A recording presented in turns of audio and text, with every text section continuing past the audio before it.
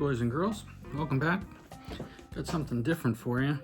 I don't tie a lot of dry flies so much anymore. This one had a couple different techniques in it which I thought were important, something I haven't seen before, but a really easy way to go about doing something that was, I don't know, in the past for me a little bit difficult. You'll see a lot of dry flies, especially indicator flies, which is what this is going to be. This is the Front-End Loader Caddis, and by Devin Olsen. A couple different things just to show you about here. We have two different types of hackle that we're running. On the front here, this is a grizzly dry fly hackle. Okay, have a little bit of poly on the top here just for indicator purposes. This is elk hair on the back here. We got a little tag on the back. Underneath we got some tinsel. But the way the technique on putting this in I thought was really neat. It's something, like I said, that I'm getting used to fishing with an indicator on a dropper, and I haven't really figured it out yet, but I'm working on it. And this is a fly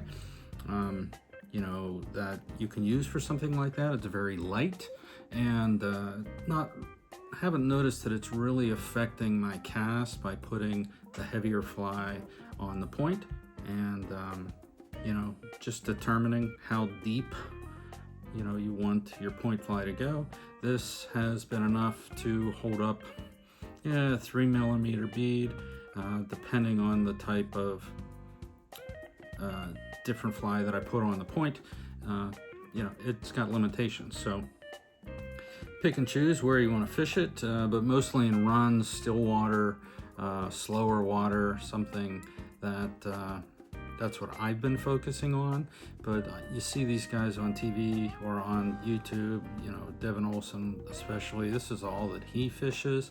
So I kind of take that with a grain of salt. I mean, he is a pro, and I am not, so that's the learning curve.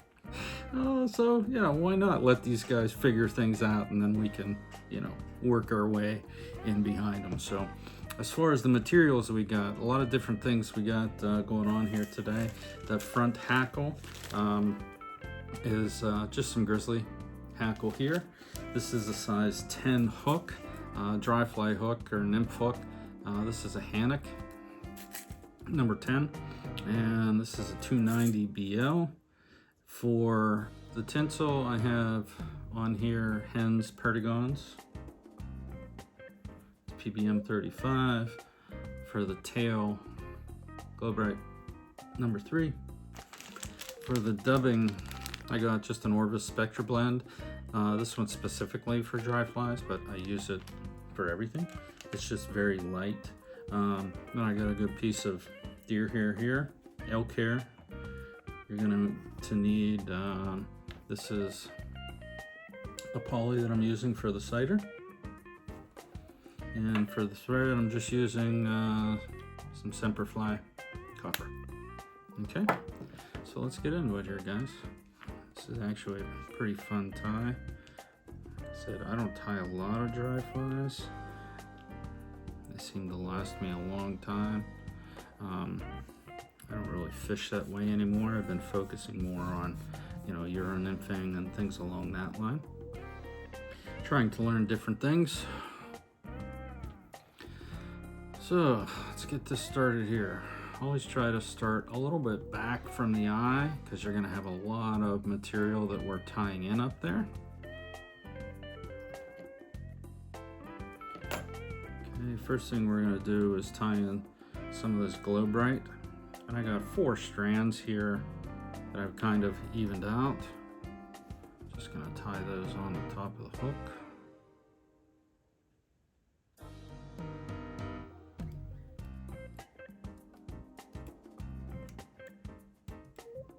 Try to keep things where they're supposed to be on the hook.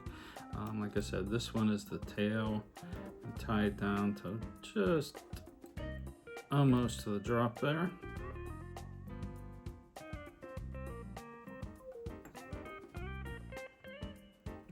these back, tie these on.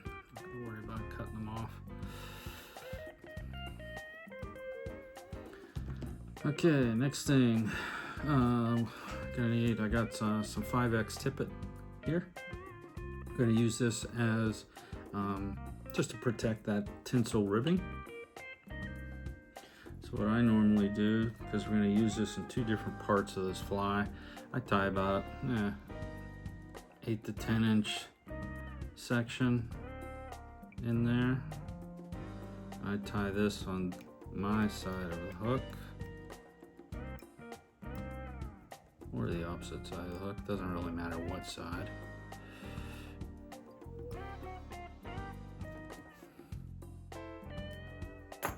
Okay. Hang that. Now we're going to get our tinsel.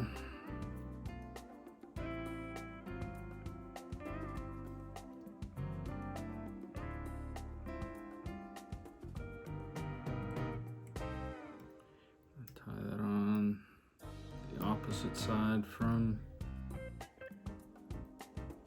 the tippet.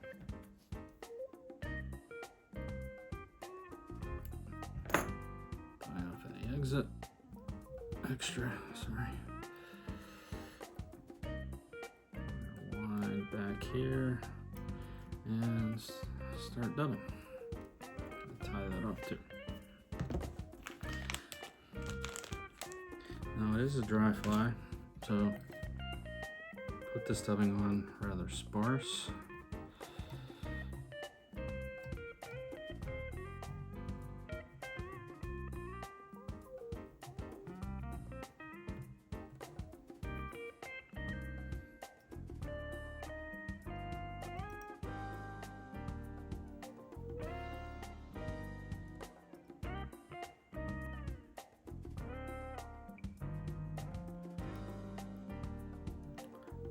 Closed wraps, super thin needle, a little bit of a taper,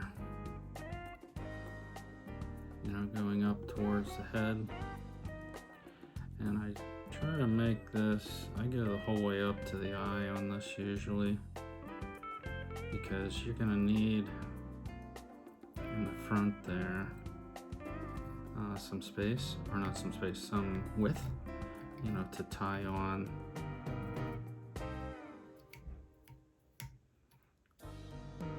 these different elements in the front. So it's better to have something to tie them onto than it to be super skinny.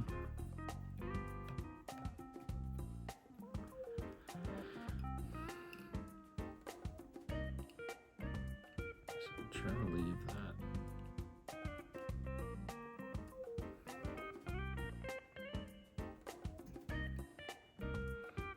That looks to be good there. Decent taper.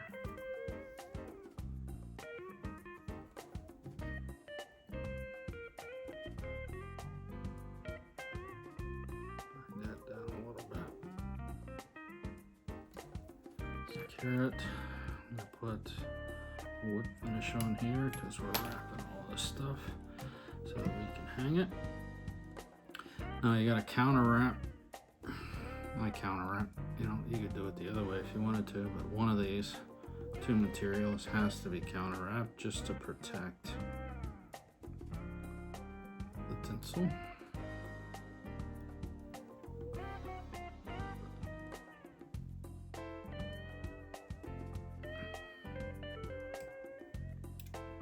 Okay, once we get that up there.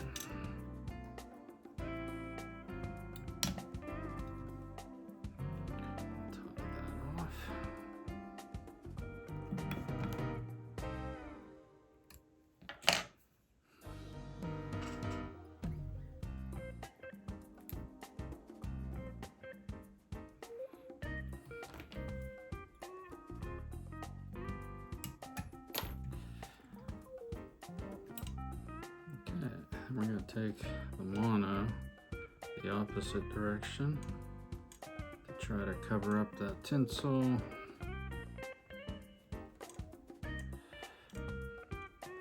Get that up to the front. Tie it off.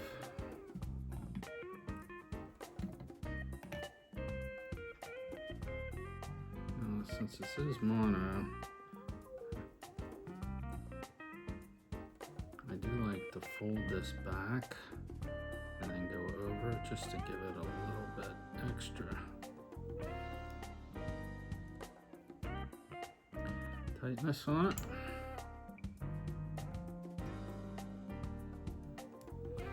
You're gonna save that, okay? Then we're gonna go and cut this basically right off the tail, just like that. And that's the first part, okay? Then you're gonna go get your deer hair. And I pull off probably almost like a pencil thickness, probably about this much. Twist it before I cut it, and then try to pull all the little fibers and fluff that's in there. This is actually a really good piece of deer hair. I haven't had a lot of that to deal with, but you don't want it to get too thick either, and it will thin itself out here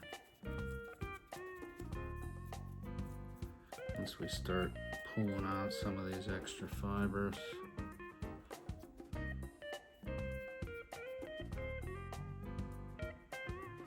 Okay, about that much. Then you're gonna get your stacker.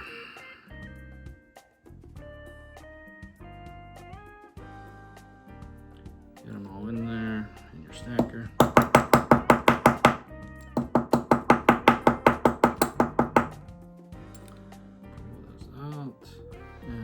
See, everything's lined up there.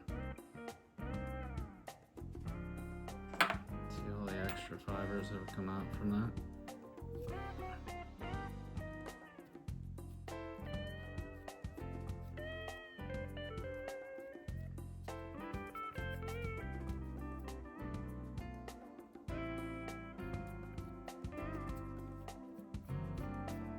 Okay, so measuring. Just past the little tag tail, probably about there is good.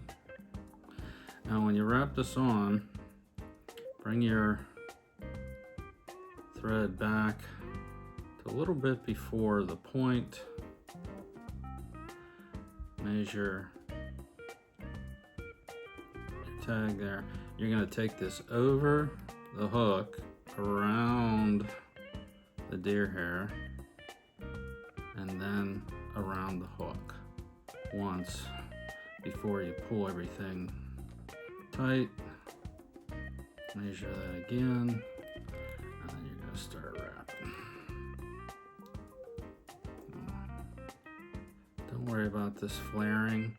The most important thing is that you don't have anything roll under the hook, because this fly is designed to sit kind of flush. You can work some of your threads in through there. Alright, and that looks pretty good.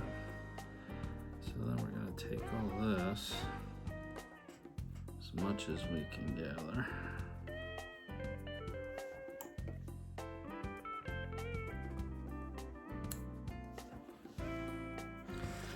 This is one thing I don't like about deer hair.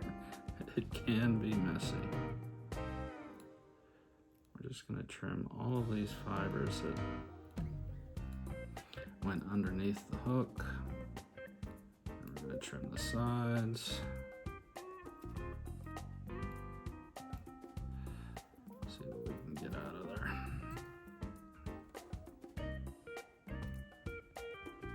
Now, if you've ever tried or tied, like a deer hair caddis, essentially that's what this is, with some extra elements. What I'm doing with trimming on this is just trying to build like a uniform base that we can build upon. And I'm going to run this back through here, these little fibers, just to bind down that deer hair.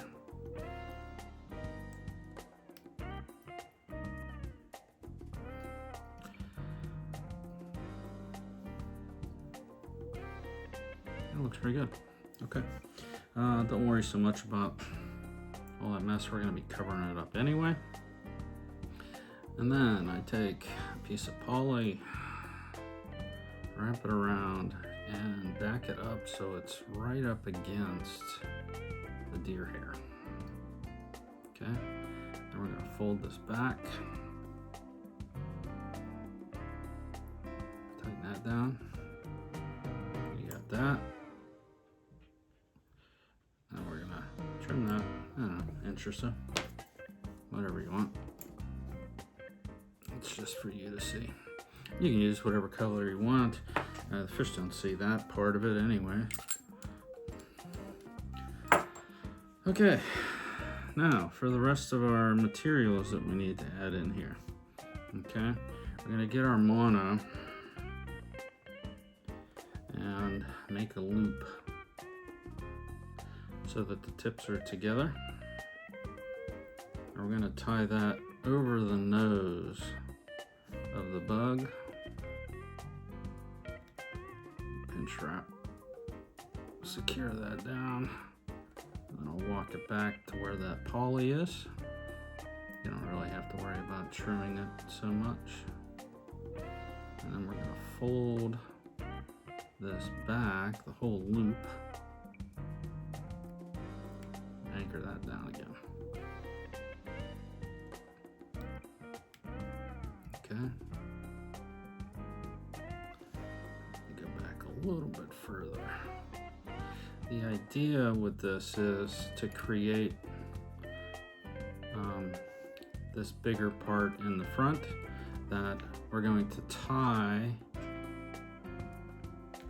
the hackle and use this as our post, as opposed to using, you know, a piece of like parachute type post.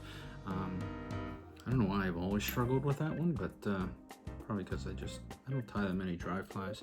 This was just a neat type of thing. We're going to use this as our post, then we're going to pull it forward so that instead of it sitting this way, it's going to be sitting around the hook this way, so, or around that post this way. Got a piece of hackle here. This is probably 8 to 10 size. I mean, it is a 10 size hook, but it's a dry fly hook, so the gaps really aren't as big as what we typically see. So then we're going to take this, and I stripped the tip of that, and we're going to anchor that in right up against that other mono. Make sure this is a little covered.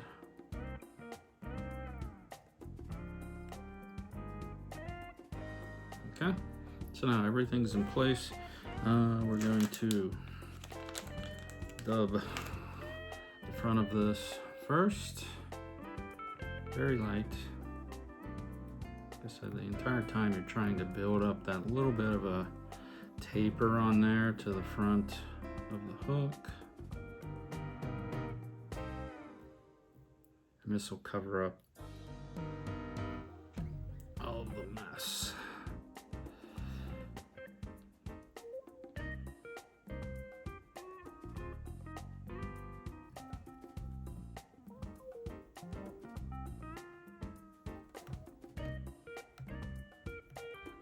Stretch this out a little bit.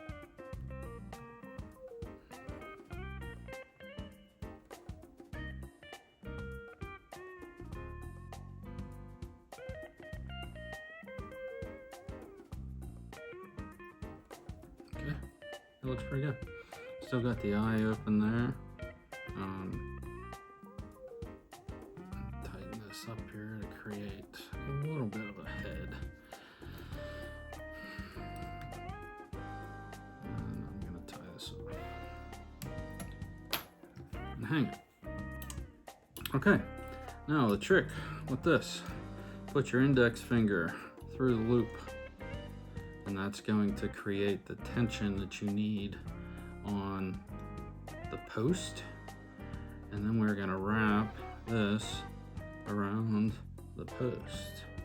A lot of times, make sure that it's as dense as possible,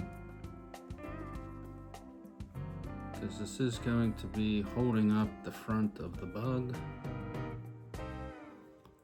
It takes a little bit to get going there. But as you work your way up the post, you need to be measuring, because like I said, we're going to be pulling this forward like this, and you don't want to go so high up on the post.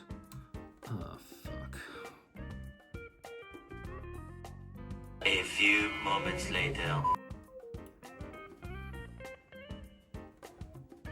Okay, we're back out of here. Guess the idea, something I didn't stress, was the angle that you're holding this. Try to keep it a little bit forward. Or you can do what I just did there, which was break off the hackle.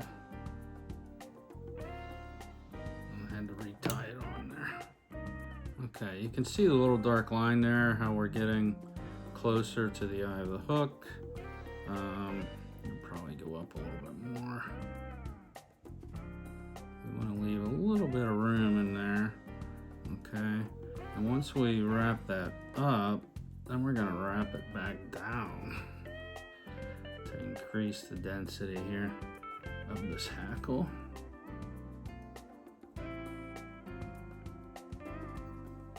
Let's see, it's really starting to look good there. Alright, once we get it down, when we pull this down, it more or less is going to pinch this and hold it where it's supposed to be. Okay. We're going to pull that down towards the front. Leave it open. And then we're going to tie this off like a pinch wrapper. Over the string first, and then pull up on it so it seats where we want it. All right, 2 or 3 wraps on that, and then we're going to take up the slack on this. You can see how all that hackle is spread out real nice. Okay, now we got this tightened. A couple good wraps over that, and then again fold that back. Okay, that's the end result there. Now all we gotta do, tie this off,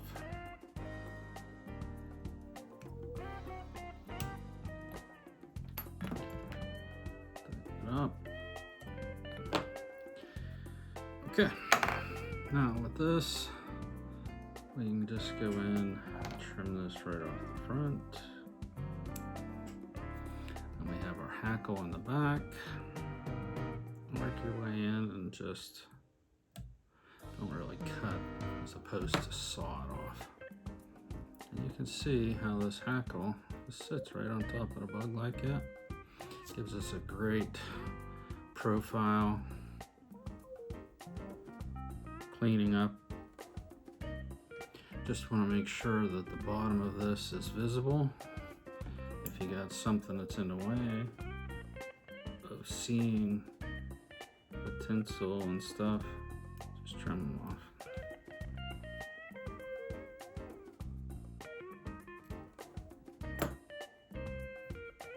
Because you want it to sit flat on the water like that. And there you go, boys and girls.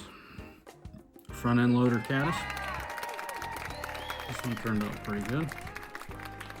You can, like I said, make this whatever color you want, especially underneath.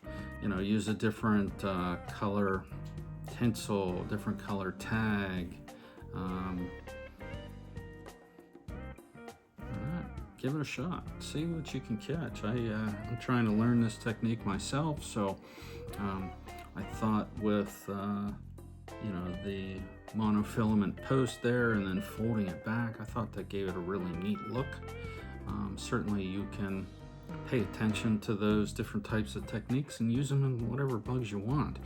It's really neat to, I know when I'm watching videos and things along that line, I'm not really looking at patterns so much, you know, as I am as paying attention to the techniques that you're learning. And if you do that, then you can stack one technique on top of another, on top of another, and, you know, start your own creativity. There's certain flyers or certain tires on the internet that, you know, I tend to go to because, I don't know, maybe they think the same way as I do. But, yeah, give them a shot. Start putting your own bugs together. If you're unsure about a technique or something like that, you know, I'll help what I can, do what I can for you. Send me a message and we'll go from there, okay, guys? Go catch some fish. Thanks for stopping by.